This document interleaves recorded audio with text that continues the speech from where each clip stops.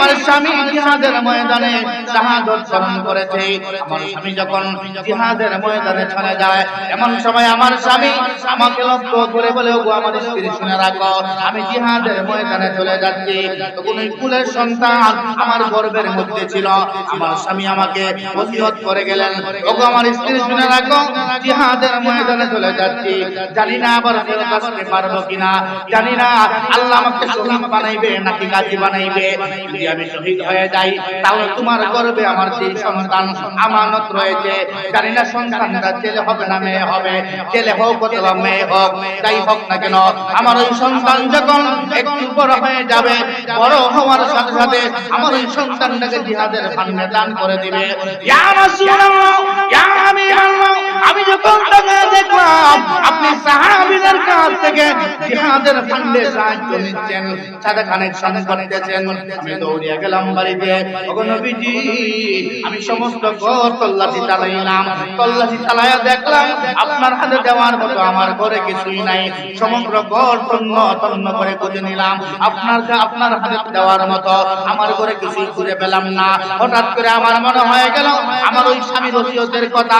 আমার স্বামী যখন জিহাদের ময়দানে গিয়েছিলেন, আমাকে ওসিয়ত করে গিয়েছিলেন ওই সন্তানটা বড় হওয়ার সাথে সাথে আমি যেন আল্লাহর নবীর হাতে জিহাদের ফান্ডে দান করে দেই। ওগো নবীজি, আমি আমার স্বামীর কথা মনে হয়ে গেল, এমনি মুহূর্তে আমি আমার ওই সন্তানটাকে জিহাদের ফান্ডে দান করতে চাই।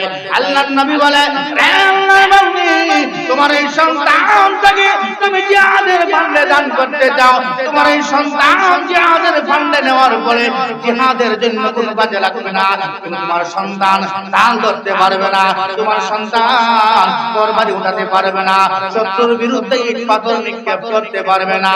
আমার ভাইরা এবার মহিলা নবীজিকে ডাক দিয়া বলে, ওগো নবীজি, আমি জানি আমার ওই সন্তান জিহাদের ময়দানে ঢাল ধরতে পারবে না, তরবারি উঠাতে পারবে না, শত্রুর বিরুদ্ধে ইট পাথর নিক্ষেপ করতে পারবে না, কিন্তু ইয়া রাসূলুল্লাহ, ইয়া হাবিবাল্লাহ, আমার সন্তান যদিও ঢাল হতে না পারে, ঢাল ধরতে না পারে, কিন্তু জিহাদের ময়দানে আমার ওই সন্তান তো ঢাল হতেও পারে। কথা কোন ঠিক না বেঠিক? ইয়া রাসূলুল্লাহ, আমি ভালো করে জানি আমার ওই সন্তান শত্রুর বিরুদ্ধে মোকাবেলা করার মতো তার কোনো শক্তি সামর্থ্য নাই, ঢাল ধরতে পারবে না, তরবারি উড়াতে পারবে না, ইট পাথর নিক্ষেপ করতে পারবে না, কিন্তু নবী গো, আমার সন্তান তো ঢাল হতেও পারে। ইয়া রাসূল